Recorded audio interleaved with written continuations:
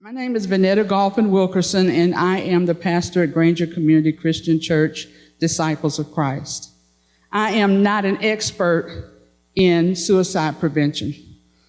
I very blessed to work with an incredible team of people who brought you this opportunity, and I've learned a lot along the way. I'm here to talk to you today because we have to figure out some things, and I'm come to you from the perspective of a real-life pastor with a real-life congregation with real-life issues and real-life plumbing and real-life landscaping and real-life paint decisions, all the things that go on to happen in our faith communities.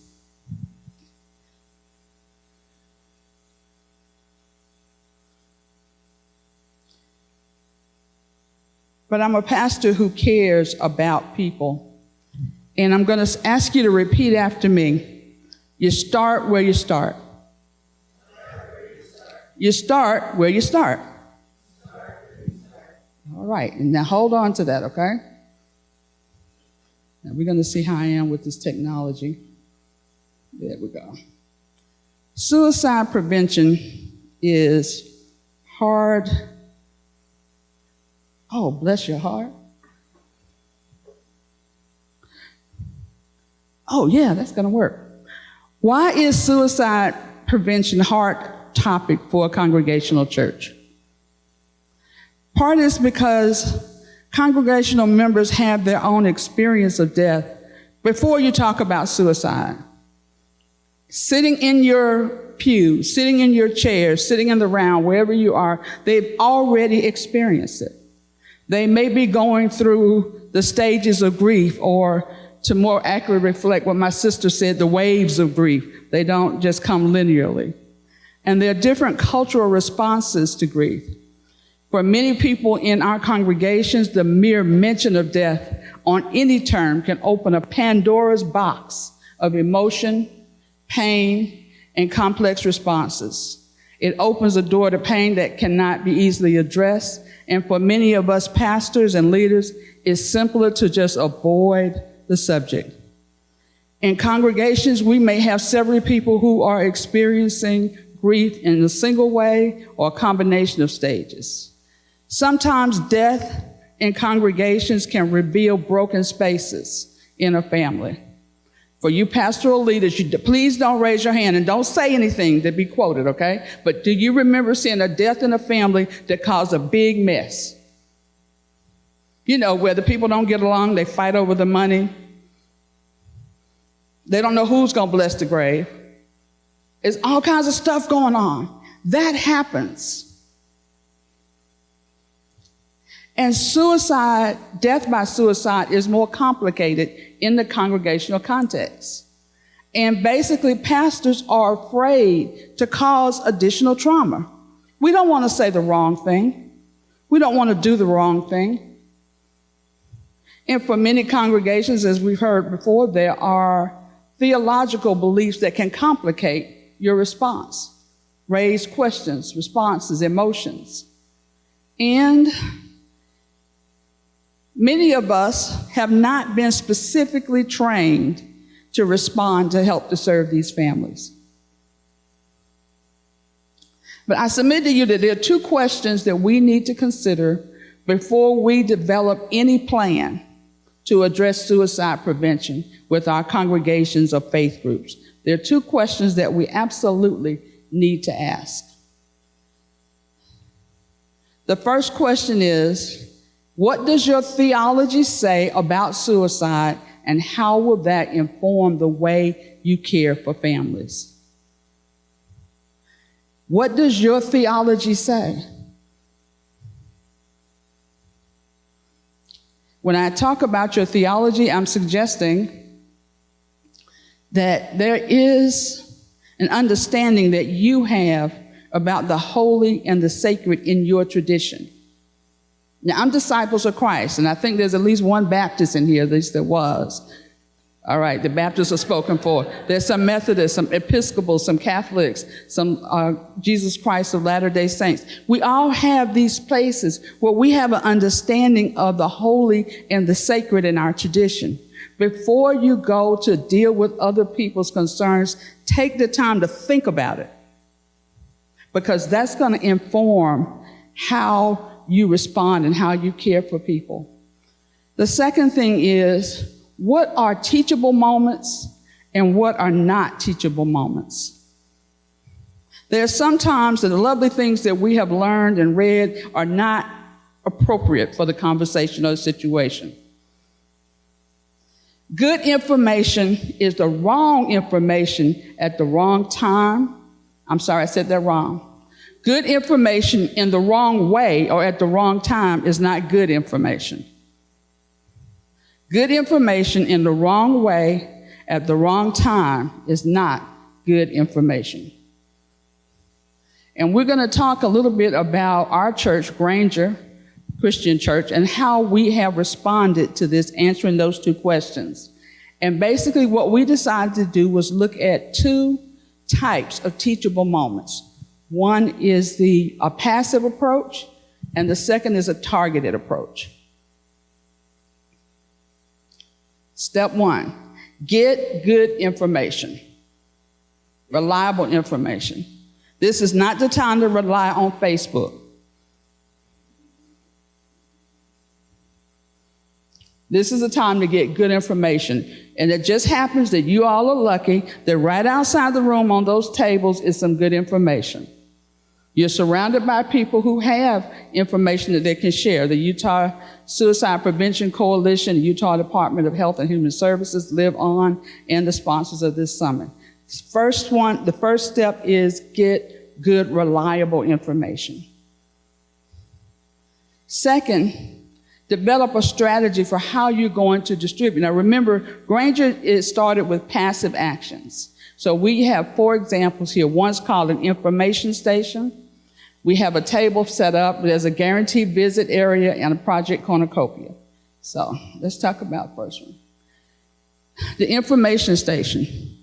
In our church, there is a place on a hallway that's got these shelves, and it's just brochures, pamphlets, resource information. Now, the strategy for that is, one, the information you want to highlight is at eye level, so that somebody walking down the hallway can see it. It's in a high traffic corridor. That particular corridor where that's located is, number one, across from the restrooms. Guaranteed audience. When you walk down that hallway, you go to the left or to the right, there is the pantry office, there is the community room, there is a door to the sanctuary, there's an exit door. It's in a place where you're going to find the information. Let's see.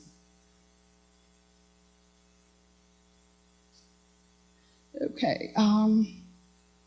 Let's go to the next one. It's a fellowship hall. Now, I'll be real honest with you. I had to recreate this. I had it set up before COVID, and when COVID came, it kind of took away my table. So I put it back together just for you all. Okay. Now, in our building, we share with 3 AA groups, 1 congregation, and community choir, in addition to operating the food pantry. So my fellowship hall gets a lot of traffic. So there's a couple of things that we do to set this table up that helps people, makes the information more interesting, more accessible. First, there is information available to other subjects.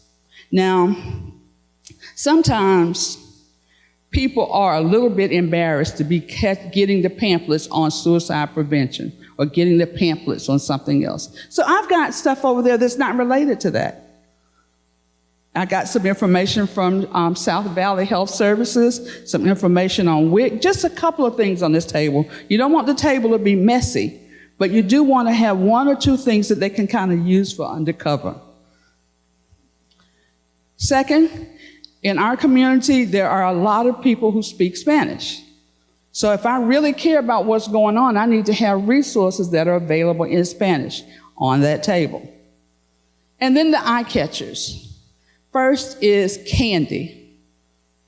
Free candy will get people's attention quicker than anything.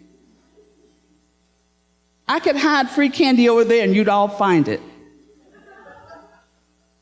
Crayons and coloring sheets.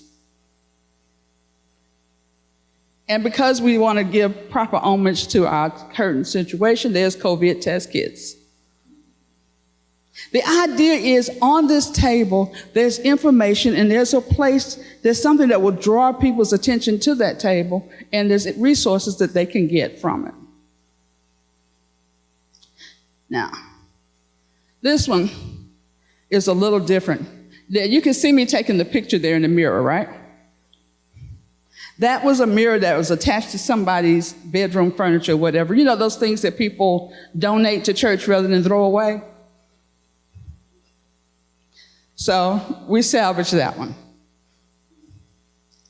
And it's in the bathroom, and it gives us the full-length mirror, but it also gives us mental health information.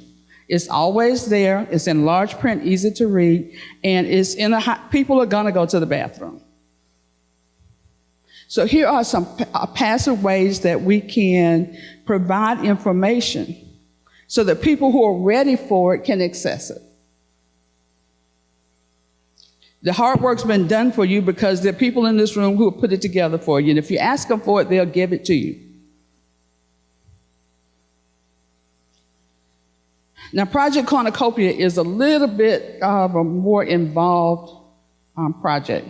What we do with Project Cornucopia is that we block off our parking lot, and you see the tents. Does this thing make a little dot?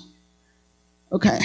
Over in the top corner over there, you see those tents. Those tents are designated for different service providers within the county, all kinds of things. Whatever it is that people do to help the community, we try to invite them there. For this particular year, we had 30 different tents set up.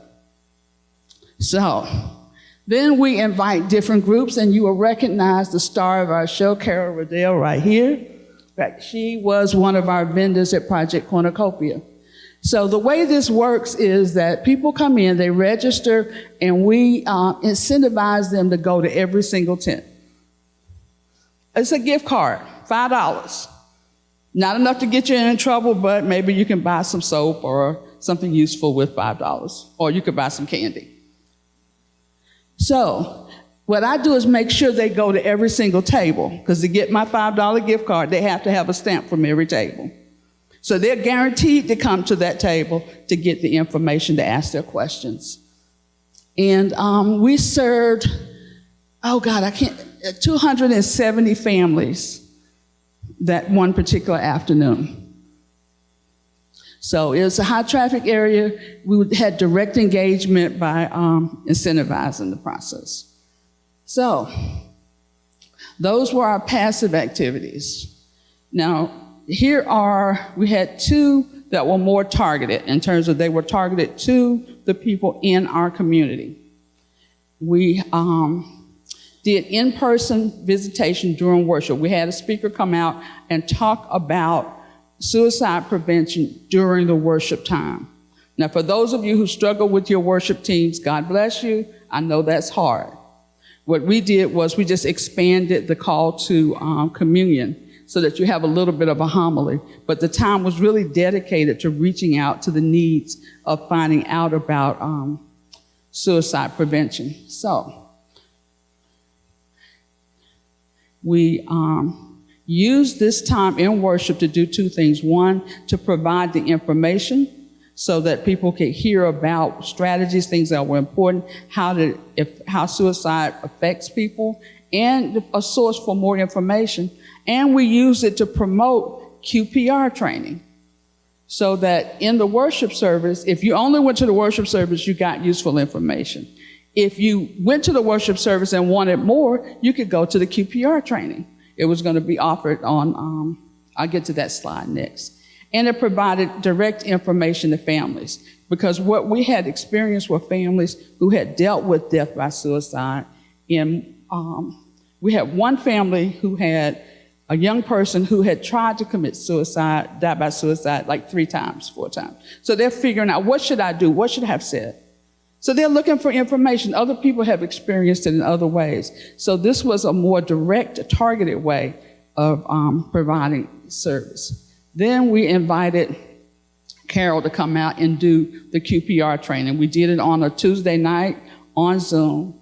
So it was convenient, easy to access, and information was available directly to families that wanted it.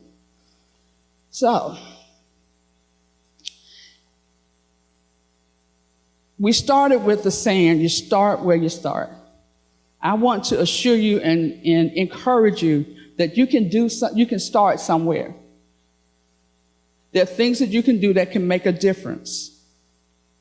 And it doesn't take a whole lot of money. Now, Project Cornucopia is an elaborate. It takes months of planning and work.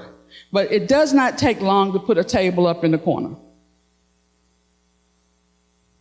That you can do this. This is something you can do. Just remember these things. First, ask the questions.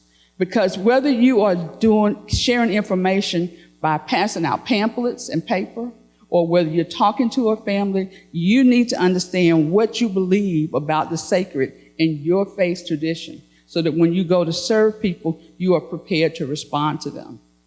Be able to recognize teachable moments. Good information done in a bad way is not good information. Choose to start. Choose to do something. Ask for help. Ask for resources. Like I said, there's tables with information here. There are people here who will answer your questions, who will give you more information, and you can definitely reach out to Vinnetta. She has a whole long list of us, that she could find any of us anywhere on the planet, so that you can get that information. Decide if you're going to be passive or targeted. Are you going to do a simple thing, or you want to reach out to direct people? There are things that you can do. Choose to get started. And be strategic. Be intentional. Be continuous. Refresh that table. Keep it up. Now, one thing I did, this is kind of off the point, but I used a Christmas tablecloth. Now, when spring comes and you still have a Christmas tablecloth, you're going to get somebody to go look at it.